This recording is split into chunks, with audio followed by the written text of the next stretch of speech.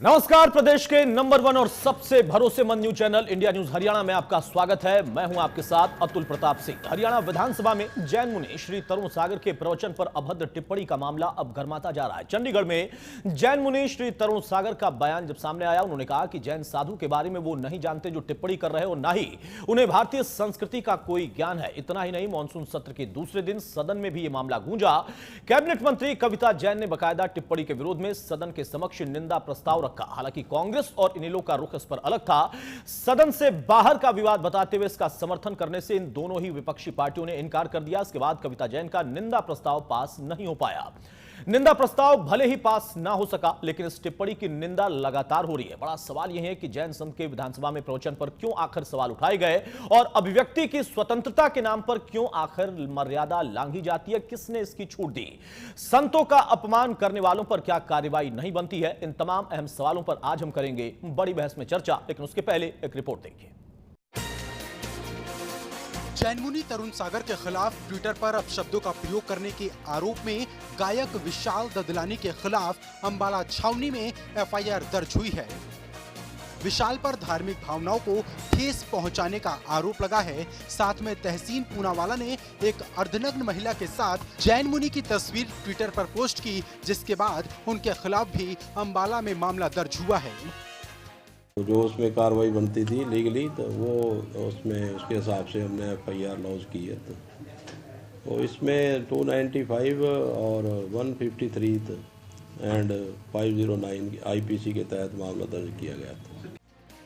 दरअसल 26 अगस्त को जैन मुनि तरुण सागर द्वारा हरियाणा विधानसभा में प्रवचन दिया गया था, जिसको लेकर गायक विशाल ददलानी ने ट्विटर पर आपत्तिजनक शब्दों का प्रयोग करते हुए ट्वीट कर दिया, जिसको लेकर अंबाला छावनी के पुनीत अरोड़ा ने उनके खिलाफ पुलिस को शिकायत दी। शिकायतकर्ता पुनीत अरोड़ा ने तहसीन पूनावाला के खिलाफ भी मामला दर्ज कराया।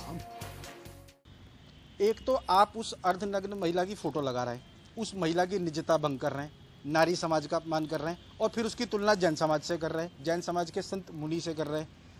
मैं ये कहना चाहता हूँ कि जितना तप वो कर रहे हैं, आज जीवन नग्न रह करके, पैदल चल के, नंगे पैर रह करके, हम और आप में से इतना करना किसी के बस का काम नहीं है जितना वो कर रहे हैं। हालांकि इस आपत्तिजनक पोस्ट के बाद विशाल ने तुरंत माफी मांग ली, लेकिन पुनीत का कहना है कि उन्होंने जो गलती की उसकी सजा उन्हें भुगतनी पड़ेगी। बताया जाता है कि विशाल आम आदमी पार्टी से भी जुड़े हैं, जिसके चलते दिल्ली के मुख्यमंत्री अरविंद केजरीवाल के आवास के बाहर भी प्रदर्शन का नजारा दिखाई दिया। हालांकि जैन मुनि तरुण सागर ने कहा कि उनके मन में जरा भी नाराजगी नहीं है, उन्होंने विशाल को माफ कर दिया है, लेकिन उनका समाज आहत जरूर हुआ है। जो टिप्पणी की है, मुझे लगता है उन्हें जैन साधु के बारे में कुछ भी पता नहीं है। दिगंबर मुनि क्या होता है, उसकी चर्या क्या है, उसका तप क्या है, उसकी साधना क्या है, उन्हें कुछ भी इस बारे में पता नहीं है। उन्हें सिर्फ ये पता है कि वो दिगंबर साधु नग्न रहता है, इसके अलावा उनको कुछ नहीं मालूम। भारतीय संस्कृति क्या है वो भी उनको कुछ भी पता नहीं है। अगर जरा भी पता होता तो मुझे लगता है ऐसी टिप्पणी करने से पहले आदमी को 100 बार सोचना पड़ता। नहीं, क्षमा करने का तो देखिए सवाल ही नहीं उठता। क्षमा तो वो करे जो नाराज हो। मैं तो नाराज भी नहीं हूँ, क्योंकि मुनि तो होता है वो शत्रु मित्र में समान होता है, समरूप। कोई उसकी पूजा करे या कोई उसकी निंदा करे तो दोनों को समान दृष्टि से देखता है। तो मुझे तो कोई तकलीफ नहीं है, लेकिन जो समाज के लोग हैं या हमारे प्रति श्रद्धा भक्ति रखने वाले लोग हैं, उन सबको तकलीफ होती है तो वो अपना विरोध जाहिर करते हैं। मुझे कोई तकलीफ नहीं है, कोई परेशानी नहीं है। तो गलत है को गलत करने का साहस तो होना ही चाहिए। गलत को गलत करने का साहस तो हर क्षेत्र में, हर आदमी के में होना चाहिए। अब पॉलिटिक्स के बारे में मैं तो ज़्यादा समझता नहीं हूँ, लेकिन हमारी संस्कृति और परंपरा और गुरुओं ने ये सिखाया है कि अगर कोई गलती हो जाती है तो उसके लिए क्षमा याचना करना चाहिए। तो मैं समझता हूँ वो यही काम कर रहे हैं। मामले को लेकर जैन समाज के प्रतिनिधिमंडल ने पंजाब हरियाणा राज्यपाल और चंडीगढ़ के प्रशासक से मुलाकात भी की। उधर दूसरी ओर हरियाणा विधानसभा में मंत्री कविता जैन ने मामले को सदन में उठाया और टिप्पणी के खिलाफ विधानसभा में निंदा प्रस्ताव पास कराने की मांग की। हालांकि इनेलो और कांग्रेस नेताओं ने प्रस्ताव का विरोध किया और बाहर की चीजों को सदन में न लाने की वकालत की, जिसके बाद एकमत न होने की वजह से प्रस्ताव पास नहीं किया जा सका। अंबाला से अमन कपूर के साथ चंडीगढ़ से विपिन परमार, इंडिया न्यूज हरियाणा। जी हाँ, सवाल इसी बात का है कि निंदनीय टिप्पणी है और निंदा सभी कर रहे हैं, लेकिन निंदा प्रस्ताव पर सहमति नहीं बन पाई, तो इसके मायने क्या है? कुछ सवाल हम आपके सामने रखते हैं, उनको देखिए फिर चर्चा में आगे बढ़ेंगे। जैन संत के विधानसभा में प्रवचन पर आखिर क्यों सवाल उठाए गए? उनकी वेशभूषा पर आखिर सवाल क्यों उठाए गए? अभिव्यक्ति की स्वतंत्रता के नाम पर क्यों आखिर मर्यादा लांघी जाती है एक ऐसे व्यक्ति के जरिए जो कि किसी पार्टी से भी ताल्लुक रख चुके हैं? उसके साथ साथ संगीत के वो महान योद्धा एक तरीके से बहुत कुछ सिखाते हैं, सीखते हैं लोग उनसे, और उनकी ऐसी भाषा, संतों का अपमान करने वालों पर आखिर कार्रवाई क्यों नहीं होती, या कब होगी कार्रवाई, उस पर एक मत आखिर क्यों नहीं हो पाया? वो तबका जो कि अलग अलग दलों को प्रतिनिधित्व देता है या फिर विपक्ष में बैठा है, सत्ता पक्ष ने प्रस्ताव दिया लेकिन बात बन नहीं पाई क्योंकि आपस में तालमेल नहीं था, और विपक्ष की तरफ से नेताओं ने कहा कि बाहर का मामला है, अंदर क्यों लाते हैं?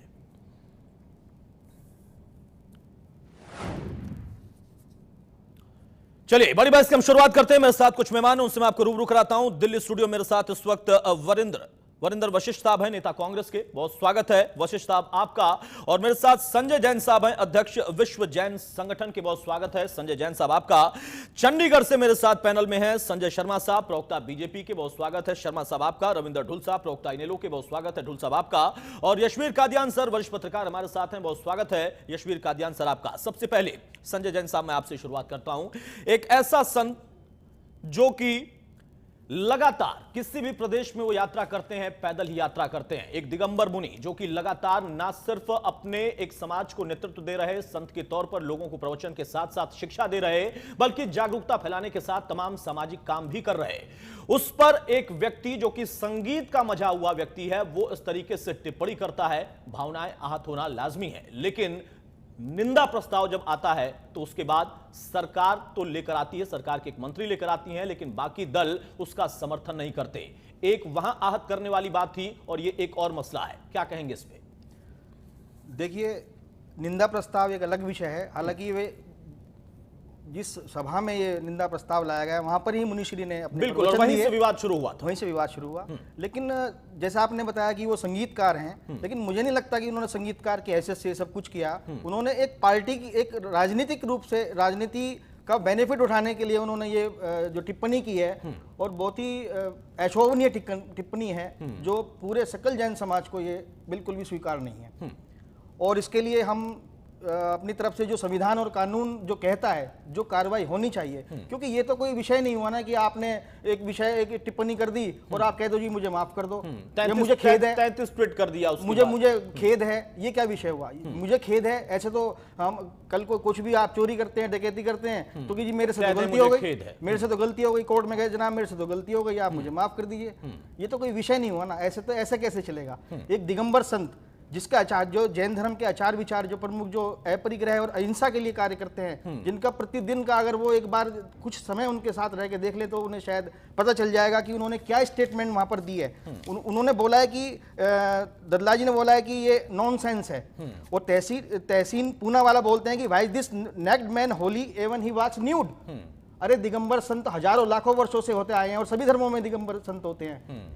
शायद उनको जानकारी नहीं है कि धर्म के अंदर दिगंबर संत होते हैं नहीं होते हैं। बेहतर होता कि पहले वो इस स्टेटमेंट देने से पहले एक बार इसके बारे में सोचते। और धर्म की अभिव्यक्ति हो सकती है, आप कुछ भी बोल सकते हैं, लेकिन धार्मिक विषय में एक अलग विषय आ जाता है। और जो संत वहां पर गए वो हमारे राष्ट्र संत हैं, विशेष अतिथि का दर्जा उनको कई राज्यों में दिया गया। आप देखेंगे कि वो कर्नाटक में उन्होंने अपना उद्बोधन दिया, मध्य प्रदेश असेंबली में दिया, और अभी हमारे मध्य प्रदेश में आचार्य विद्यासागर जी मामुनि राज का भी उद्बोधन हुआ, और आप हरियाणा असेंबली में भी गए। और सबसे विशेष बात है कि सभी लोग, आपको लगता है सर कि मसला ये नहीं है, मसला राजनीतिक है?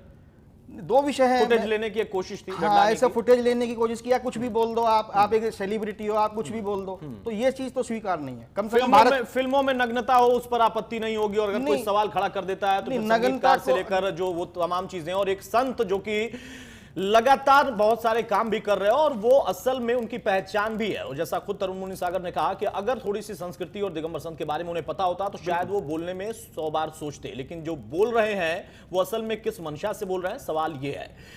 वरिंदर जी, मैं आपसे जानना चाहूंगा, आप लोगों ने समर्थन नहीं किया, बाहर का मामला बता दिया, सदन के अंदर उन्होंने उद्बोधन दिया था, आप लोग के तमाम सदस्य जो थे कांग्रेस पार्टी के वो लोग भी वहां पर बैठकर सुन रहे थे, तो बाहर का मामला कैसे हो गया और क्या आप सहमत हैं कि हाँ अगर ऐसा कुछ बोला गया है तो ठीक है, या इसकी आप निंदा कर रहे हैं लेकिन निंदा प्रस्ताव का समर्थन नहीं कर रहे हैं? अतुल जी, आपको इस सब मामले से पहले ये समझना पड़ेगा कि आम आदमी पार्टी और भाजपा दोनों ही इस देश में कंडक्ट नहीं कर रही है। ना ही वो संविधान को मान रही है, ना ही वो किसी व्यवस्था को मान रही है। कैसे? संविधान हमें जिस चीज को अलाउ करता है, किस चीज को? जो भी काम संविधान के दायरे में हो, संविधान के दायरे में संतों की निंदा नहीं हो सकती, किसी भी धर्म के बारे में हम गलत नहीं बोलना चाहिए। इसलिए मैं कांग्रेस के प्रवक्ता के नाते मैं मुनि तरुण जैन जी के बारे में, तरुण सागर जी के बारे में कोई भी टिप्पणी नहीं करना चाहूँगा। वो एक संत हैं, उनके साथ लोगों की भावना जुड़ी हुई है और लोगों की भावना, और हमेशा कांग्रेस पार्टी तो कहीं ना कहीं महावीर जैन के लक्ष्यों को और उनके उपदेशों से ही बनी हुई पार्टी है। गांधी जी हमेशा ट्रूथफुलनेस के ऊपर चले हैं, अहिंसा के ऊपर चले हैं। बीच में कहां से आ गए? भाजपा के साथ दिक्कत क्या है कि और आम आदमी पार्टी के साथ उन दोनों ने कभी देश में संविधान की इज्जत नहीं करी। और जहां जैन धर्म खुद कहता है कि आपको right conduct, right knowledge, right action होना चाहिए, अगर ये तीनों चीज हो जाती तो आज शायद हम इस बहस के बीच में नहीं आते। तो कहीं ना कहीं, क्योंकि मैं भाजपा और आम आदमी के पार्टी के लोगों को कहना चाहूंगा कि जैन समाज का पर्युषण महोत्सव आ गया है, आपसे जो गलतियां हो गई वो हो गई, आओ अपने को सुधार करो, राइट कंडक्ट की तरफ चलो, राइट नॉलेज गेन करो, राइट एक्शन करो और माफी मांगो। और ये जैन समाज में उत्तम क्षमा को सर्वोत्तम माना है। इसलिए अतुल जी, तो समर्थन क्यों नहीं किया निंदा प्रस्ताव का? मेरा सवाल ये बात यहां तक पहुंची क्यों? आपको सबसे पहले वहां जाना चाहिए कि आपने ऐसा कंडक्ट क्यों करवाया। कैसा कंडक्ट क्यों करवाया? आप चाहते थे कि इस प्रकार की आम आदमी पार्टी और ये लोग मिले जुले हुए लोग हैं। मतलब आपका कहना है, मेरी समझ में ये आ रहा है कि वहां पर उनका उद्बोधन कराना, ये इसके पीछे एक मकसद था और वहां से विवाद खड़ा कराया गया। बीजेपी हर एक काम सोची समझी नीति के तहत करती है और तरुण सागर महाराज के उपदेशों से और उनके संबोधन से हमेशा लोगों को ज्ञान मिला है। इसलिए तरुण सागर महाराज के किसी भी वक्तव्य के बारे में मैं तो कतई कुछ नहीं कहूंगा, कहना भी नहीं चाहिए, बिल्कुल कहना भी नहीं चाहिए। मेरा संविधान मुझे अलाउड नहीं करता। मैं संजय शर्मा साहब आपके पास आऊं और कादियान सर मैं आपके पास आऊं, उसके पहले मैं चाहूंगा कि इनेलो की तरफ से एक टिप्पणी हो जाए। रविंदर ढुल साहब बताइए, वरिंदर जी ने तो कह दिया कि आम आदमी पार्टी और भाजपा दोनों इसके लिए जिम्मेदार हैं, कंडक्ट ही क्यों कराया गया यहां पर। इनेलो ने भी, नेता प्रतिपक्ष ने भी समर्थन नहीं किया है निंदा प्रस्ताव का। निंदा करते हैं लेकिन निंदा प्रस्ताव का समर्थन क्यों नहीं करते? ये दो मायने कैसे?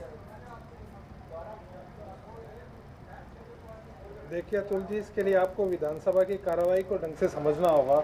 विधानसभा के अंदर पहली बात तो आप ये समझिए कि जिस नेता ने इस प्रकार का वक्तव्य दिया है, पहली बात तो वह हरियाणा से लेना देना उसका कोई नहीं है, बिल्कुल नहीं है। दूसरी बात यह है कि जिस पार्टी से वह है उस पार्टी का हरियाणा में कोई आधार नहीं है, ना चुनावी रूप से ना राजनीतिक रूप से। वो कभी भी यहाँ पर किसी भी क्षेत्र में कभी कूदे ही नहीं है। आधार तो उनका दिल्ली में भी नहीं था, बन गए, सत्ता में बैठे हैं। आधार ही तो बनाना उनका मकसद है सर।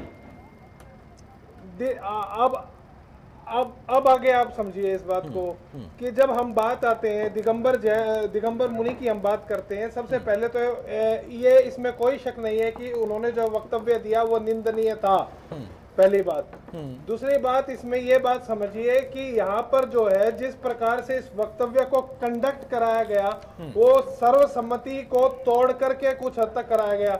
यदि आप इस बात को समझे तो विधानसभा के पटल के अंदर जिस प्रकार से इसे कंडक्ट कराया गया वो कुछ हद तक जो है असंवैधानिक ही था। उसे हम कॉमन जो कह रहे हैं, जो कॉमन कॉरिडोर है उस कॉरिडोर में कंडक्ट कराना चाहिए था, वहां पर भाजपा करा नहीं पाई, विधानसभा के अंदर कराया। क्योंकि ये विधानसभा के अंदर हुआ, जहां पर की विधानसभा के सदस्य या फिर एडवोकेट जनरल के अलावा तीसरे किसी भी व्यक्ति को बोलने का कोई अधिकार नहीं है, वहां पर इसे कंडक्ट कराया गया। इसलिए इस धार्मिक आयोजन के अंदर राजनीति बीच में आई। भाजपा चाहती थी कि ये राजनीति बीच में आए, ताकि जो इस सदन के अंदर जो महत्वपूर्ण विषय हम बोलने वाले थे या उठाने वाले हैं या उठा सकते हैं, जो जनता के अंदर मैसेज जाना चाहिए था, उस मैसेज को किसी भी प्रकार से आप जो है रोक दें। इन्होंने बिल्कुल बखूबी तरीके से पहले भाजपा ने इसे धार्मिक प्रकार को आयोजन करवाया, फिर उसको आम आदमी पार्टी ने सपोर्ट किया, चाहे वो गलत तरीके से किया हो। मैं बिल्कुल निंदा करता हूं उस बयान की, लेकिन मैं ये कह रहा हूं कि विधानसभा आप आयोजन पर ही सवाल खड़े कर रहे हैं। जैसा मैं समझ रहा हूं कि आज कांग्रेस और इनेलो के सुर ना सिर्फ सदन के अंदर एक थे प्रस्ताव पर जो अपनी सहमति थी वो ना देने की, उसके अलावा आप दोनों एक बात कह रहे हैं कि कंडक्ट ही गलत तरीके से कराया गया। अतुल जी, जिस चीज की परमिशन भारत का संविधान, भारत की व्यवस्थाएं देती हो, आप उनको फॉलो करें। हम ये कह रहे हैं कि इनका संविधान में विश्वास नहीं है, ये राम मंदिर बनाएंगे पर डेट नहीं बताएंगे। हाँ ठीक है, वैसे मैं ये भी कह सकता हूं कि संविधान को कौन सी पार्टी कितना मानती है वो हम लोग भी जानते हैं। ऐसा नहीं है कि सिर्फ भाजपा मानती है या नहीं मानती है, आम आदमी पार्टी मानती है नहीं मानती है। कौन सी पार्टी कितना मानती है और कितना असल में उसका सम्मान होता है और उसका लाभ किसको मिलता है, ये कम से कम मुझे बताने की जरूरत नहीं है। ठीक है, अपना अपना नजरिया आऊंगा सर आपके पास। संजय शर्मा साहब बताइए, कांग्रेस और साथ ही साथ इनेलो दोनों का यह कहना है कि ये आप लोगों ने आयोजन कराकर विवाद पैदा करने की कोशिश ही की थी। उसके बाद रडलानी कुछ और कहते हैं, आम आदमी पार्टी की तरफ से संयोजक माफी मांग लेते हैं, ट्वीट होता है, फोनबाजी होती है, अलग मसला है। लेकिन आप लोगों ने संविधान की मुखालफत की है, आप लोगों ने कानून का उल्लंघन किया है, इसलिए न तो ये निंदा प्रस्ताव पर सहमत है और न ही इसके आयोजन, आपका जो आयोजन था जैन मुनि का उद्बोधन का, उससे सहमत है। अतुल जी, आज कांग्रेस और इनेलो के सुर आपस में मिले हुए हैं, ये आपके चैनल के माध्यम से जनता ने देख लिया है। सिर्फ इस मामले में मिले हुए हैं ऐसा नहीं है, बल्कि हरियाणा में जब राज्यसभा का चुनाव हुआ था उसमें भी दोनों दल मिले हुए थे और एक्सपोज भी हुए थे, आपके सामने वो आया था। अभी कांग्रेस के प्रवक्ता संविधान की दुहाई दे रहे हैं। कांग्रेस ने जितना संविधान की धज्जियां उड़ाई हैं आज तक किसी पार्टी ने और नहीं उड़ाई। इसका उदाहरण बहुत है इस देश के अंदर। देखिए, मैं जब आप वीरेंद्र जी आप बोल रहे थे, मैं बीच में नहीं बोल रहा। बोलिए सर, वो भी चुप हो गए सर, बोलिए। भारतीय जनता पार्टी आज इस देश के अंदर शासन कर रही है, संविधान की शपथ लेकर शासन कर रही है। इस देश के अंदर अधिकतर राज्यों में भारतीय जनता पार्टी या सहयोगी दलों की शासन है, वो भी संविधान के तहत ही हो रहा है। रही बात जैन मुनि आदरणीय श्री तरुण सागर जी के वक्तव्य की, तो जो ये वक्तव्य दिया गया है ये केवल भारतीय जनता पार्टी की सरकार ने उनका सदन के अंदर के बोलने के लिए एक तरफा तय नहीं किया, बल्कि विपक्ष के नेता और कांग्रेस सब लोगों से सलाह कर ही उनका वक्तव्य सदन के अंदर हुआ था। कि सिर्फ सरकार ने इसको घोषित कर दिया और वहां आकर वो बोल गए, ऐसा नहीं है, बल्कि सबकी सहमति बनी थी, तब उन्होंने विषय रखा था। दूसरी बात, जैसा दुल साहब ने कहा कि इस तरह की बातें संविधान के अंदर नहीं है कि सदन में आकर इस तरह से कोई बोलकर जाए, या वीरेंद्र जी ने जो कहा, आपको ध्यान होगा कि इस देश की संस्कृति क्या कहती है, इस देश के जो इतिहास है वो क्या कहता है, कि इस देश का जो राजपाट है, इस देश का जो शासन है, इतिहास में भी संतों महंतों और मुनियों की प्रवचनों से और उनके आशीर्वाद से ही चलता रहा है। और वो हर राजा को अपना आशीर्वाद देते रहे, उनको दिशा निर्देश देते रहे हैं। समाज के अंदर अगर कुछ लोगों को गलत रास्ते से चलने से रोकना है, तो भी संत मुनि इस तरह के जो तपस्वी लोग हैं वही कर सकते हैं। और ठीक है, तपस्वी लोग कर सकते हैं, लेकिन जो संसद के अंदर बैठे हुए हैं या जो विधानसभा के अंदर बैठे हैं, वो उनसे बड़ी तपस्या किसने की है? सर, ये कलयुग का दौर है ना, आप कहाँ इतिहास की बात कर रहे हैं? ऋषियों मुनियों की बात छोड़ दीजिए, उनका कितना आज के दौर में कौन सम्मान कर रहा है या कितनी उनकी बातें याद है, ये अलग अलग मसला है। जिनको खुद प्रवचन देने की या फिर बात रखने की आदत पड़ गई, वो किसी और को कैसे सुने? ठीक है, मैं आऊंगा आपके पास। ढुल साहब कुछ कहना चाह रहे हैं, बहुत संक्षिप्त बोलिए, उसके बाद कादियान सर के पास में जा रहा हूं। ढुल साहब। जी मैं सर्वसम्मति की बात कर रहा था। सर्वसम्मति जो है कॉमन कॉरिडोर में आयोजन करवाने की हुई थी, विधानसभा के अंदर आयोजन कराने की नहीं हुई थी। पंजाब ने उस कॉमन कॉरिडोर को इस्तेमाल करने से मना कर दिया, जबकि भाजपा की पंजाब के अंदर भी सरकार है, उन्होंने इनको आज्ञा नहीं दी, उसके बाद इस आयोजन को विधानसभा के अंदर कराया गया। ये असंवैधानिक है। हम संत की सम्मान करते हैं, संतों का सम्मान करते हैं, इसका मतलब ये नहीं है कि संविधान से हम बाहर जाएंगे। हिंदुस्तान में संविधान से ऊपर कोई नहीं है। आप आयोजन कराना बिल्कुल बिल्कुल सही कहा, संविधान से ऊपर कोई नहीं है, पर इसकी चर्चा होती है। लेकिन आप संविधान को मत पलटिए। अतुल जी, मैं भाजपा के लोगों से पूछना चाहता हूं कि आप संतों संस्कारों की बात करते हैं, क्या ये लोग कल को किसी साधु संतों के अलावा सब धर्मों के धार्मिक गुरु हैं, क्या उनको भी अलाउ करेंगे? नहीं, किसका जिक्र कर रहे हैं? खुलकर बोलिए। आप हर धर्म के साथ खुल के क्या है? किसका? हर धर्म। किसका? हर धर्म। आपको एक पर आपत्ति और आप कह रहे हैं कि हर धर्म। नहीं, अरे नहीं, वो तो कर रहे हैं। मैं ये कह रहा हूं, ये जो इतनी दुआई दे रहे हैं। नहीं, वरिंदर जी, आप किस दिशा में ले जा रहे हैं? आप किस दिशा में चर्चा को ले जा रहे हैं? चर्चा ये है कि राजनीति का तरीका है, बात है, और ये लोग जानबूझकर ये मुद्दे उठाते हैं। मुझे लग रहा है अगर ये परमिशन देते हैं, अब आप एक नया मुद्दा उठा रहे हैं। नहीं, उस मुद्दा मुद्दे पर अगर मैं चला जाऊं तो फिर आप वहां पर तो आप खामोश हो जाएंगे। नहीं, खामोश की बात नहीं, क्या ये ये नई औरों को दिशा देने परमिशन की कोशिश देंगे? कर रहे हैं। क्या औरों की भावना नहीं है? कांग्रेस ही सभी धर्मों का सम्मान करती है, किसने सर्टिफिकेट दिया है? किसने कहा है? सब धर्मों का सम्मान तो सभी करते हैं साहब, भाजपा भी करती है, नीलो भी करती है। आपने क्रेडिट कैसे लेना शुरू कर दिया इस मसले में? अतुल जी, मैं इसके बारे में कुछ कहना चाहता हूं। सब करते हैं। केवल कांग्रेस पार्टी करती ये है, और भारत का संविधान को आप फॉलो करते हैं, धर्मनिरपेक्ष है, सब कुछ आप करते हैं, ऐसा नहीं है साहब। आपने ठेका ले लिया है। समझ नहीं रहे हैं। मैं आपकी बात समझ रहा हूँ साहब। अतुल जी, ठीक है, आप राजनीतिक आरोप लगाइए, पर आप क्रेडिट मत दीजिए कि कांग्रेस ही सब कुछ करती है या इन्हें लोग हम ही सब कुछ करते हैं। सब करते हैं साहब, सब करते हैं। किया है, ठीक है, वो मुझे पता है। बताइए आप यशवीर कादियान साहब, एक पत्रकार के तौर पर इसको हम कैसे देखें? सर देखिए, कांग्रेस और इनेलो सीधे तौर पर कह रही है कि कंडक्ट कराना ही गलत था और उसके पीछे कुछ मंशा थी। उसके बाद फिर निंदा तो हो रही, लेकिन निंदा प्रस्ताव का समर्थन नहीं हो रहा। इसको आप कैसे देखते हैं? इस नजरिए को आप जरा स्पष्ट करेंगे।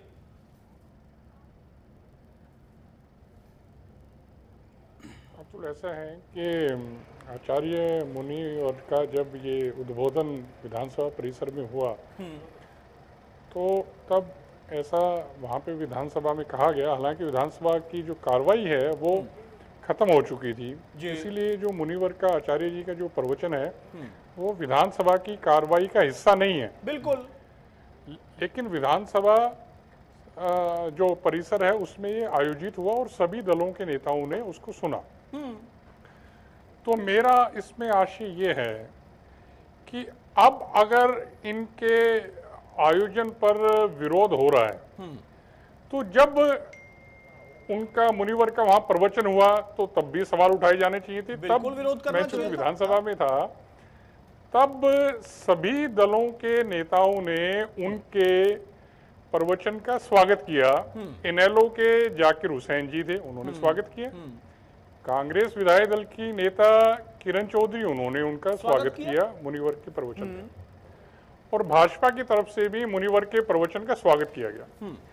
अतुल, मैं आपसे ये बताना चाहूंगा कि जब से ये इस तरह की टिप्पणी हुई है, ये न केवल जैन समाज के लोग इससे नाराज हैं, बाकी जो धर्मों के मानने वाले लोग हैं उनको भी इससे गहरी उनकी आस्था को चोट लगी। बिल्कुल।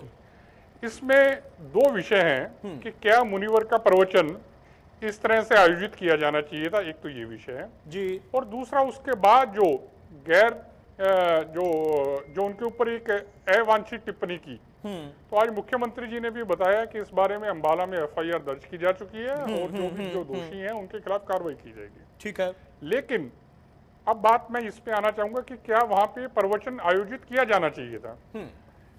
इसको लेके इशारों में कई तरह की टिप्पणियां आज की गई, जैसे कि कांग्रेस के एक सज्जन ने कहा कि जो सिख धर्म है, जो ईसाई धर्म है, मुस्लिम धर्म है, हिंदू धर्म के भी जो गुरु हैं उनका भी यहाँ पे प्रवचन किया जाना चाहिए। इसी तरह से जब शुक्रवार को ये प्रवचन के दौरान जो स्वागत किया जा रहा था तो इनेलो के जो जाकिर हुसैन है उन्होंने भी इशारों में कहा कि जो बाकी धर्म के जो लोग हैं उनका भी यहाँ पे प्रवचन होना चाहिए। अब ये देखना होगा कि एज सेकुलर स्टेट क्या हरियाणा विधानसभा में बाकी धर्म गुरुओं के भी प्रवचन होते हैं, एक बात। दूसरी बात यह है कि क्या इस परंपरा को थोड़ा सा और आगे बढ़ा के क्या संसद के लोगों को उनके कड़वे प्रवचनों की जरूरत नहीं है? बिल्कुल, मुझे लगता है वहां भी जरूर इस तरह के आयोजन किए जाने चाहिए लोकसभा में। इस सिलसिले को एक प्रवचन के बाद रोक दिया जाए, इसका तो निरंतर आयोजन बिल्कुल संसद इसके लिए उपयुक्त मंच है। प्रधानमंत्री नरेंद्र मोदी जी को पहल करनी चाहिए, वो मुनिवर जी के भी प्रवचन कराएं और बाकी भी इस तरह के आयोजन करें। वहां भी नेताओं को बिल्कुल इसका जवाब भाजपा से हम लेंगे। ठीक है, सीख लेने की जरूरत है। ठीक है सर, रोकूंगा सर आपको। कादियान साहब रोकूंगा, डुल साहब भी कुछ कहना चाह रहे हैं, जैन साहब यहाँ कुछ कहना चाह रहे हैं, संजय जी कुछ आप कहेंगे?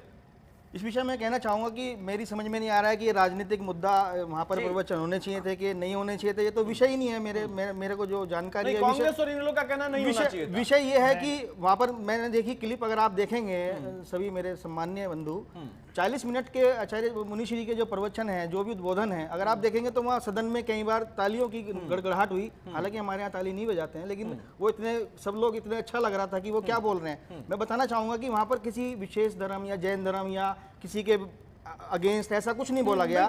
मुनिश्री की जो बातें हैं, मैं 3-4 पॉइंट आपको जरूर बताना चाहूंगा। शायद वो असेंबली का ही काम है, आप लोगों का ही काम है जो आपको बोलना चाहिए। उन्होंने बोला बेटी बचाओ बेटी बढ़ाओ, बेटियों के विषय में उन्होंने बोला। उन्होंने धर्म को राजनीति के अंदर लाने के लिए बोला, क्योंकि हम उस लोकतंत्र के मंदिर में बैठ के बात कर रहे हैं। आप उसको राजनीति का अखाड़ा समझ सकते हैं, लेकिन हम उसको लोकतंत्र का मंदिर मानते हैं। अगर वहां पर जैसा भी हमारे पत्रकार कादियान साहब ने बताया कि वो सभा के बाद उसको वहां आयोजन किया गया, ये तो विषय ही नहीं है। ये विषय उस पर्टिकुलर असेंबली का है। आप वहां पर मेरा सवाल आपसे ये है कि कांग्रेस अब कहती है, इनेलो अब कहती है, बैठ के तब ताली बजा रहे थे तब स्वागत किया था, अब कह रहे हैं कि नहीं होना चाहिए। आज वो विषय है ही नहीं ना। आप भी खुद भटक गए हो इस विषय में। देखिए कहीं ना कहीं कांग्रेस ने कभी संतों के किसी भी संबोधन और सम्मेलन का विरोध नहीं किया है।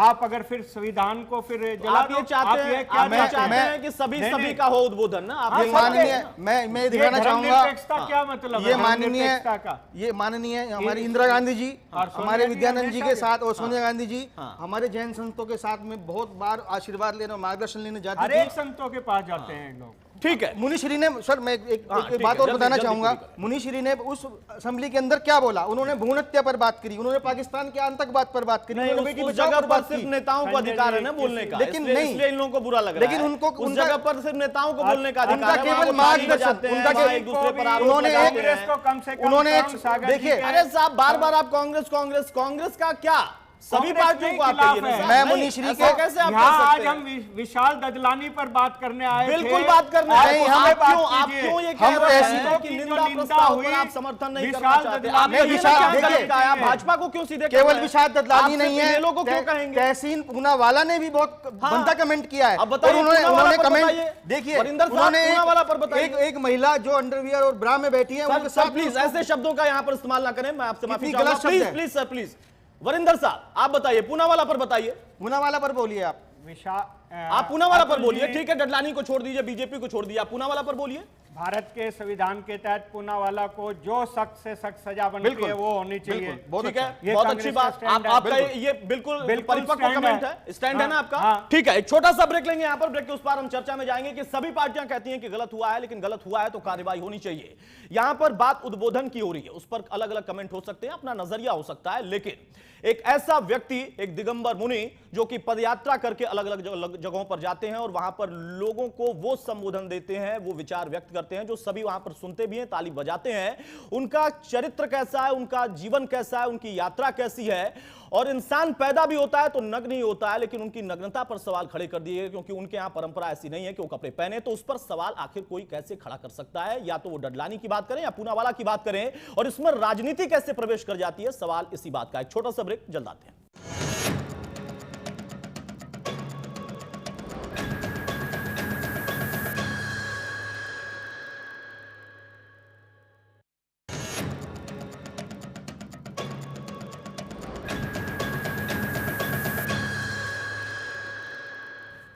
चलिए ब्रेक से हम आगे बढ़ते हैं, समय कम रहता है इसलिए बहुत जल्दी जल्दी अपनी प्रतिक्रियाएं तमाम मेहमान रखेंगे। ढुल साहब मैं आपके पास आ रहा हूं। एक सवाल यहां पर यह भी उठ रहा है जिसका जवाब संजय शर्मा बेहतर देंगे कि परंपरा अगर शुरू की है तो कितना आगे बढ़ाएंगे। जैसा कादियान सर ने सवाल उठाया है कि यहां से लेकर संसद तक कैसे ले जाएंगे, राज्यसभा या फिर लोकसभा या दोनों का कंबाइंड सदन, वहां पर भी ऐसी चर्चाएं और सभी धर्मों को आमंत्रित करे।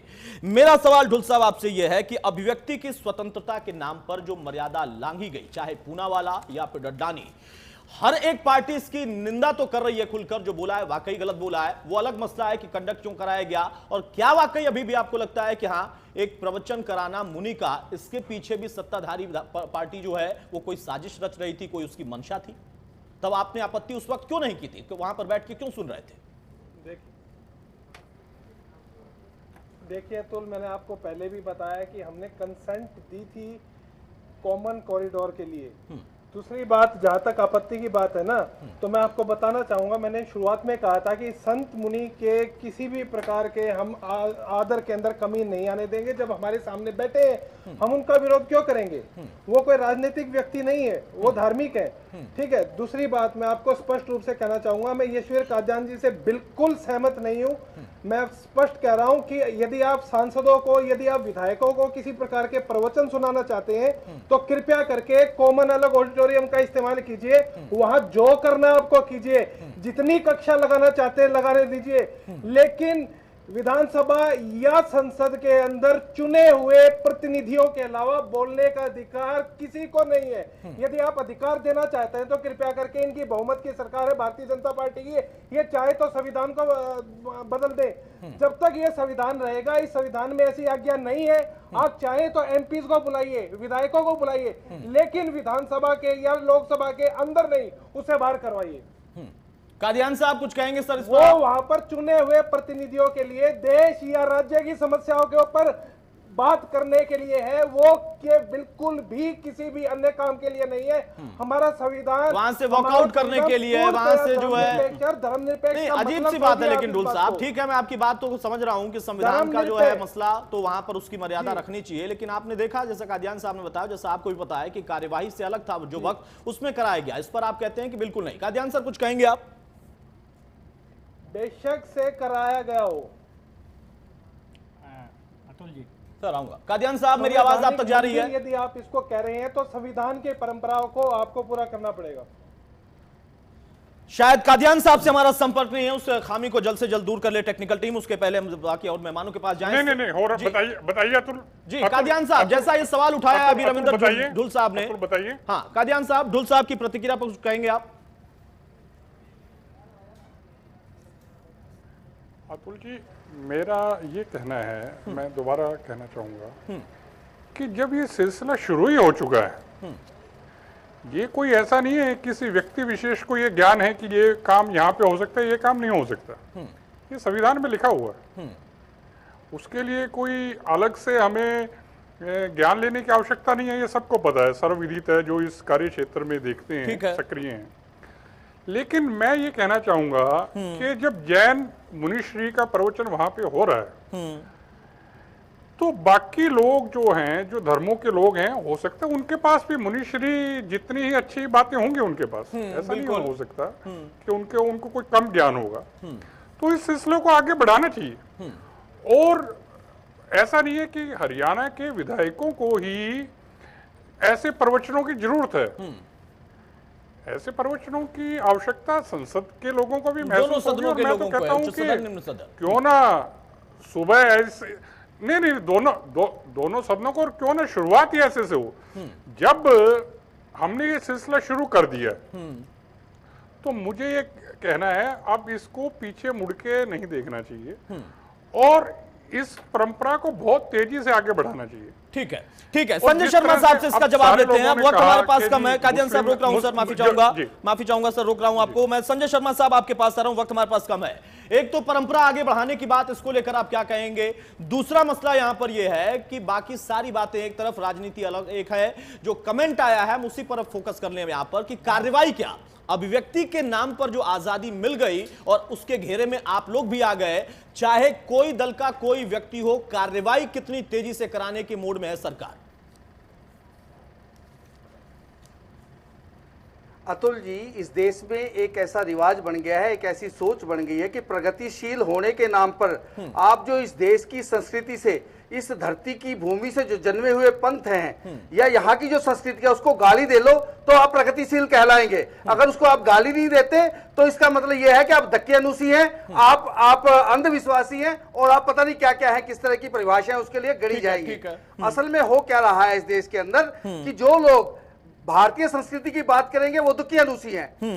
आज देश के अंदर इस चीज की बहस कराने की जरूरत है। असल में धर्मनिरपेक्ष और पंथ निरपेक्ष और सेकुलरिस्ट, इन शब्दों का ऐसा घालमेल कर दिया गया है कि कांग्रेस के लोग अपने आप को बहुत बड़ा धर्मनिरपेक्ष दिखाने के लिए वो बीजेपी को भी गालियां देंगे और बीजेपी का जो विचार है उसको भी गालियां देंगे। मैं ये कहना चाहता हूं कि अच्छी बात कहीं से भी आती है। कोई भी अहिंसा की बात करता है, कोई भी सामाजिक बदलाव की बात करता है, कोई भी समाज के अंदर अच्छाइयां लाने की बात करता है, चाहे वो किसी भी परंपरा के लोग हों, किसी भी सोच के लोग हों, किसी भी विचार के लोग हों। लेकिन कोई अगर मानवता की बात करता है, अगर कोई बात करता है कि देश के अंदर भाईचारा आपस में बना रहे, तो वो कोई भी व्यक्ति तो आपका ये कहना है ना कि आपने हरियाणा से अगर शुरुआत की है, आपकी बीजेपी की सरकार, मध्य प्रदेश में भी है मामा जी की सरकार जो है, तो आप लोगों ने जो परंपरा शुरू की है ये पहुंचना चाहिए आगे भी, जैसा कादियान सर कह रहे हैं। आप मानते हैं ना कि करना चाहिए?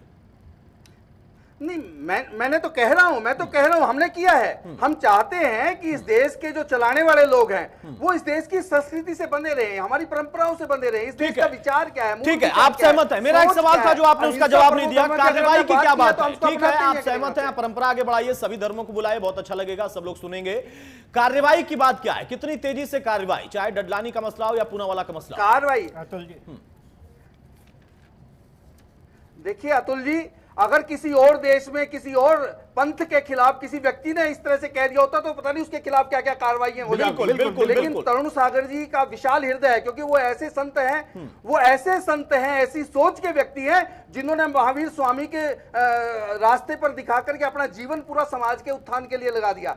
लेकिन इस देश का अंदर कानून है, कानून अपना काम करेगा, उनके खिलाफ FIR होगी है और बाकी लोगों को भी ताकि इस तरह की शिक्षा मिले कि ऐसे किसी के बारे में केवल प्रगतिशील दिखाने के लिए किसी भी संत के बारे में, किसी भी वरिंदर जी क्या कहना चाह रहे हैं? वरिंदर जी, अभद्र टिप्पणी और इतनी बुरी टिप्पणी कर देना, उसके खिलाफ जरूर कार्रवाई होनी चाहिए, सख्त से सख्त कार्रवाई होनी चाहिए। अतुल जी, मैं केवल भाजपा के लोगों से एक ही निवेदन करना चाहूंगा कि क्या आप आगे वाले जीवन में, आगे वाले चक्र में क्या जैन समाज के, तरुण सागर महाराज के या और संतों के दी हुई शुद्ध वाणियों को और उनके संदेशों को अपने जीवन में लाएंगे? क्या अहिंसा के पथ पे चलेंगे? आप उनको नसीहत दे रहे हैं, पूनावाला अहिंसा के उन्होंने, मैं आपसे पूछ रहा हूं, आप कांग्रेस की तरफ से हैं तो आप बताइए, डडलानी क्यों नहीं लाए, पूनावाला क्यों नहीं लाए? आप भाजपा कर रहे हैं, ठीक है, भाजपा को करना पड़ेगा क्योंकि सबसे ज्यादा इंटॉलरेंस, फिर आप इंटॉलरेंस आ गए, आना पड़ेगा। बिल्कुल नहीं है ये राजनीतिक। अगर ना कर रहे होते हैं तो जैन मुनि को क्यों लेकर के आते? हम तो सोच के व्यक्ति हैं, हम तो उस परंपरा के व्यक्ति हैं। वरिंदर जी, भारतीय जनता पार्टी तो इसी सोच को लेकर इस देश में काम कर रही है, चाहे वो विवेकानंद हो, चाहे वो गुरु तेग बहादुर हो, गुरु गोविंद सिंह हो, स्टैंड होगा। भारत का संविधान अगर पूनावाला को सख्त से जो सजा बनती है उसको देगी, पार्टी उसके साथ। पार्टी का संविधान अभी तक नहीं बन पाया है, पार्टी का संविधान बना हुआ है अतुल जी, क्या किया आपने? आप क्या करना है उस पर? अगर संविधान उसको सजा देगा तो उसको निकाल देंगे, इंतजार करेंगे। मैं इस विषय में कुछ कहना चाहूंगा। ठीक है, बोलिए संजय जी। देखिए, मेरा दोनों पार्टी, जो आम आदमी पार्टी और कांग्रेस पार्टी, दोनों से निवेदन है कि सबसे पहले तो आप अपनी पार्टी से इन दोनों लोगों को रिमूव शब्द है हटा दीजिए, सस्पेंड मत करिए, बिल्कुल हटा दीजिए। उसके बाद विश्व जैन संगठन और हमारे अन्य जैन संस्थाओं ने पूरे देश में सैकड़ों FIR इनके अगेंस्ट दाखिल कर दी है और हमारा दिल्ली पुलिस और अन्य क्षेत्र, पूरे देश की पुलिस से निवेदन है कि इस तरह की जो ये घटनाएं दोबारा ना हो, क्योंकि संत दिगंबर संत केवल जैन धर्म में नहीं होते हैं, सभी धर्मों में होते हैं। हिंदू धर्म में हमारे बहुत सारे धर्म होते हैं, जैन संत होते हैं। तो कल को पता चला कि आज ये एक सिस्टम बन गया। सिस्टम तो धीरे धीरे बन ही रहा है, डेवलप हो रहा है। नहीं, लेकिन संविधान का अनुच्छेद 25 इस बात की अभी पूरी तरह स्वतंत्रता देता है कि प्रत्येक व्यक्ति अपने धर्म को पालन करने के लिए ठीक है, चाहता है। ठीक है। डुल साहब बताइए, ये मेरा फाइनल कमेंट वाला सवाल होगा, उसके पहले आप अपनी बात कुछ रखना चाह रहे थे, बताइए कि आप क्या कहना चाह रहे हैं और क्यों आपको लगता है कि ये वाकई कंडक्ट होने से लेकर अब तक जो मसला आया है, चाहे कहीं से टिप्पणी आई है, वहां उसके पीछे असल में कोई मकसद था, कोई मंशा थी जो है इस पार्टी की जो कि सत्ता में बैठी है। देखिए अतुल जी, मैंने शुरुआत में इस बात का जवाब दे दिया था कि भारतीय जनता पार्टी शुरुआत से ये काम करती है, मुख्य मुद्दे से डाइवर्ट करके दूसरे मुद्दे को जनरेट। कौन से मुख्य मुद्दे साहब, आपने क्या था किसान, कौन से मुख्य मुद्दे? ये तो फसल योजना पे चर्चा हुई, बहस हुई है। अतुल जी नहीं, आपको बता रहा हूं मैं, आज के दिन में सबसे बड़ा मुद्दा किसान फसल योजना का वहां पर उठा था, उसके ऊपर चर्चा होनी चाहिए थी। आप चर्चा नहीं हुई क्या? नहीं हुई क्या? नहीं हुआ क्या? 2.5 घंटे चर्चा हुई है। नहीं, 2.5 घंटे चर्चा हुई है, अलग मसला। उनका तो जो उद्बोधन था वो तो अलग था, वो तो उसका हिस्सा ही नहीं था, उसमें आप भी बैठ के सुन रहे थे, तो उसको कहां किसान से जोड़ रहे हैं? और तरुण मुनि जी अगर वहां पे उद्बोधन दे दिया तो कौन सा उन्होंने किसान विरोधी बात कर दी? बेटियों को बचाने की तो बात की, आप लोगों को संदेश दिया। उन्होंने ये भी बोला कि क्रिमिनल्स को विधानसभा लोकसभा में मत जाने दो, उन्होंने ये भी बोला है। तो मजा आ जाएगा अगर इस बात को बीजेपी फॉलो कर ले कि क्रिमिनल इनके एमपीओ को पार्लियामेंट में ना घुसने दें, तो मान लें। सिर्फ बीजेपी नहीं, कांग्रेस सभी पार्टी। अतुल जी, बीजेपी को मानना पड़ेगा पहले। ठीक है सर, मैं अब यहाँ पर फाइनल कमेंट, क्यों सर हर बात बीजेपी को क्यों मानना पड़ेगा? अगर सत्ता में है तो आप भी सत्ता में थे, आपके यहाँ भी बहुत सारे चेहरे थे। हमने एक आदमी को हटाया जिसको सजा हटाया साहब, दावा का मसला कोर्ट अगर कहे तो ठीक है, वो अलग मसला है, मैं उस पर नहीं जाता हूं। तमाम में सब रंगे हैं, मैं किसी को मैं भाजपा को देता छूट, मैं कांग्रेस को देता, बिल्कुल नहीं। आप कांग्रेस से आप अपना बड़प्पन दिखाते रहिए, गलत कह रहे हैं। ठीक है, मैं गलत ही कह रहा हूं साहब, मैं गलत ही कह रहा हूं, मान लिया मैंने, बिल्कुल मैंने स्वीकार कर लिया, मैं गलत कह रहा हूं। कांग्रेस पार्टी में सभी लोग बिल्कुल सही हैं, भाजपा में सब लोग सही हैं, बीजेपी के अलावा बाकी अन्य जितनी क्षत्र पार्टियां हैं, चाहे कोई और दल हो, सब में सब सही हैं, मैंने स्वीकार कर लिया। मेरा फाइनल कमेंट अब यहां पर यह है, यशवीर कादियान सर, मैं आपसे ही जानना चाहूंगा, परंपरा तो पता नहीं कितनी बढ़ पाएगी नहीं बढ़ पाएगी नहीं मालूम, इस पूरे प्रकरण में सभी दलों को, चाहे वो क्षत्र दल हो, हरियाणा से जुड़ा हुआ मुद्दा हो, पार्टी हो या फिर राष्ट्रीय पार्टियां हो, इन सभी लोगों को इस प्रकरण में कम से कम जो संत के खिलाफ ऐसी टिप्पणी की गई है, किस तरीके की शैली दिखानी चाहिए? कार्रवाई की अगर हम बात करें तो कितनी तेजी से और कितनी सख्त कार्रवाई इसमें जरूरी है, कम से कम कि ऐसे लोग जो कि बाद में ट्वीट करके माफी मांगते हैं, पहले ऐसा ट्वीट ही ना करें, ना ऐसे शब्द बोले किसी भी धर्म के, किसी भी धर्मगुरु के लिए, किसी भी संत के लिए। बिल्कुल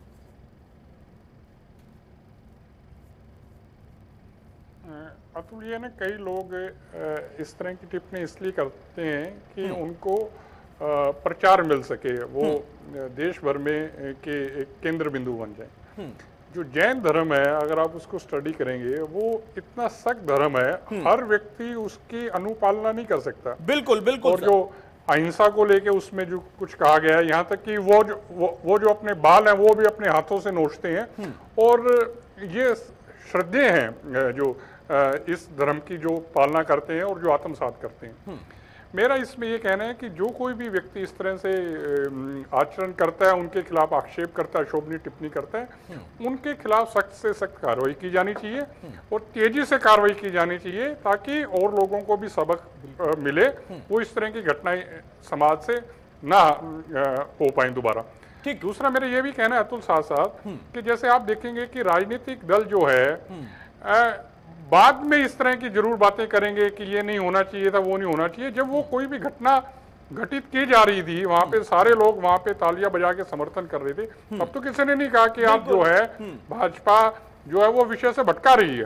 ये ठीक है कि उसका आयोजन, मेरी अगर व्यक्तिगत राय है तो मैं भी इस पक्ष में हूं कि उसका ऑडिटोरियम में होना चाहिए था, लेकिन वहां तो ये सब नहीं हुआ ना, वहां तो सब लोगों, अब जब हो ही गया तो बाद में इस तरह की टिप्पणी नहीं होनी चाहिए थी कि वो गलत हुआ, और अगर वो गलत हुआ तो तब कहा जाना चाहिए था कि हमें स्वीकार्य नहीं है। बिल्कुल, वहां से उठ के चले जाते, किसने रोका था? तरुण मुनि जी भी नहीं रोकते, लेकिन अब जाकर बोल रहे हैं। कादियान साहब, बहुत संक्षेप में एक और सवाल मैं चाहूंगा, आज अगर निंदा प्रस्ताव लेकर आई कैबिनेट मिनिस्टर कविता जैन, उस पर अगर सभी एक सुर में कम से कम समर्थन कर देते या अपनी सहमति जाहिर करते, तो उससे क्या संदेश जाता? सर, आपका क्या नजरिया इस पर? देखिए, जब आपने जैन मुनि जी के खिलाफ इस तरह की एक अशोभनीय टिप्पणियां हुई हैं और उनका विधानसभा परिसर में सबने स्वागत किया, सभी पार्टियों के लोगों ने भी स्वागत किया है, तो अब इस तरह की अगर उसमें लोगों को लगा कि संविधान की भी बात कहीं ना कहीं मन में रही होगी, जो धर्मनिरपेक्ष हमारे जो संविधान का सूत्र है उसकी भी कहीं ना कहीं मन मस्तिष्क में रही होगी, और कहीं ना कहीं ये भी रहा होगा कि बाकी जो धर्म के जो लोग हैं पता नहीं उसको किस तरह से लेंगे, तो वो सारी बातें हो सकता है कि कहीं ना कहीं उनके मन मस्तिष्क में रही हो। तो इसीलिए कविता जैन जी ने जब विधानसभा में ये प्रस्ताव रखा, भाजपा के लोग एक सुर में उसका समर्थन कर रहे थे, लेकिन उसका एक तरह से ये भी कहा गया कि अब चूंकि वो मामला विधानसभा का नहीं है तो इस पे हम इसको छोड़ दिया जाए, तो इसी कारण से इस पे सहमति नहीं हो पाई। ठीक है जी अतुल। रविंद्र जूट साहब, फाइनल कमेंट आपका। बाकी सारी बातें संविधान की कितनी पालना, वो सारी चीजें ठीक है, और अब यहां पर आखिरी बस यही है कि संत का या किसी भी धर्मगुरु का, किसी भी समाज से कोई नेतृत्व करता हो, अगर इस तरीके की टिप्पणी होती है तो एक सुर में कम से कम राजनीतिक पार्टियों को, चाहे वो कोई दल हो, बड़ा दल हो, छोटा दल हो, वहां पर उसको एकजुटता दिखानी चाहिए, ताकि कम से कम इस तरीके के लोगों का मनोबल ना बढ़े। बिल्कुल निश्चित रूप से अतुल, मैंने शुरुआत से ये कहा है कि निंदनीय है, और हर हाल में इस जगह पर जो है वो कोई राजनीतिक व्यक्ति ना होकर के, बेशक से अराजनीतिक व्यक्ति होते तब भी वे सजा के हकदार थे, और हम उसकी भर्त्सना भी करते हैं और निंदा भी करते हैं। बस हमारी एक ही इसमें गुजारिश है कि कृपया करके जो है इस प्रकार का जो, क्योंकि धर्म और राजनीति जो है बड़ा कॉम्प्लिकेटेड विषय है, इस विषय को आपस में मत मिलाइए। ना तो आपका संविधान इसकी इजाजत देता है और ना ही हिंदुस्तान की ऐसी कोई संस्कृति रही है। आप इस बात को समझिए कि संस्कृति की हम बात करते हैं तो जो पंथ निरपेक्ष का मतलब है, राज्य जो है, राज्य जो है, हमारे राजनीतिक सुनिए मेरी बात को अतुल जी, मेरी बात को सुनिए, बोलिए अतुल जी आखिरी कमेंट, अतुल जी आखिरी कमेंट। पंथ निरपेक्ष का मतलब है कि धर्म के मामलों को राज्य जो है अपने नागरिकों के पूर्ण विवेक के ऊपर छोड़ेगा। तो धर्म अलग अलग चीजें हैं। बस पंथ निरपेक्ष, धर्म निरपेक्ष हमारा है। धर्म और पंथ को हमें जो है नागरिकों के विवेक पर छोड़ना होगा। इसके ऊपर कोई भी पार्टी, कोई भी सरकार किसी भी प्रकार का कोई कार्य नहीं कर सकती, हमारा संविधान इजाजत। ठीक है, आपका इतना ही कहना, अच्छी बात है आपने कही। ठीक है, संजय शर्मा साहब फाइनल कमेंट, उसके बाद दोनों मेहमान के पास जाऊंगा। संजय शर्मा साहब फाइनल कमेंट आपका। सत्ता में आप हैं, आपने उद्बोधन कराया, नई परंपरा शुरू की, न जाने कहां तक ले जाएंगे तो अच्छी बात है, सबकी सहमति से ले जाइए और अच्छी बात है, लेकिन अब जो हुआ है उस पर कार्रवाई के लिए आप लोगों की प्रतिबद्धता कितनी है? अतुल जी, मैं कांग्रेस के और इनेलो के मित्रों से निवेदन करना चाहूंगा कि भारतीय जनता पार्टी अगर कोई अच्छा काम ना करे तो उसका विरोध करें, लेकिन केवल विरोध के लिए विरोध, ये अपनी परंपरा कम से कम वो छोड़ दें। अगर कोई अच्छा कार्य हो रहा है, अच्छी बातें हो रही है, अच्छी परंपराएं बन रही हैं, तो कृपया उसका समर्थन कीजिए ताकि समाज को उसका लाभ मिले, ताकि सरकार में बैठे लोगों को उसका लाभ मिले, विपक्ष में बैठे लोगों को उसका लाभ मिले। और जो लोग राजनीति करते हैं वो राजनीति में भी बिना धर्म के अगर रहेंगे तो वो ज्यादा देर चल नहीं पाएंगे और राजनीति भी भ्रष्ट भी हो जाएगी और वो किस दिशा में जाएगी इसका कोई अंदाजा नहीं लगा सकते। इसलिए धर्म का मतलब ये नहीं होता पिता का जैसे एक बेटे के लिए धर्म है, अग्नि का धर्म जलना है, तो ऐसे धर्म का अगर व्याख्या आप करोगे तो धर्म और पंथ में आप घालमेल करोगे तो बहुत चीजें अलग दिशा में चली जाएगी। इसलिए ठीक है सर, धर्म और राजनीति का कोई घालमेल नहीं है। रोकूंगा, वक्त नहीं है मेरे पास, दो मेहमान और है, मैं रोकूंगा। बताइए संजय जैन साहब, फाइनल कमेंट आपका, और आपसे मैं ये सवाल पूछूंगा कि कांग्रेस और अगर इनेलो ने यहां पर अगर निंदा प्रस्ताव का समर्थन नहीं किया, इस पर आपका क्या नजरिया, ये भी आप जोड़कर बताइए। मेरा इस मंच के माध्यम से पूरे देश की सभी राजनीतिक पार्टियों से निवेदन है कि ये केवल हरियाणा असेंबली का ही विषय नहीं है, ये एक ऐसा विषय है, एक ऐसे संत का विषय है जो घर का एड्रेस और ड्रेस दोनों छोड़कर राष्ट्र का संत है।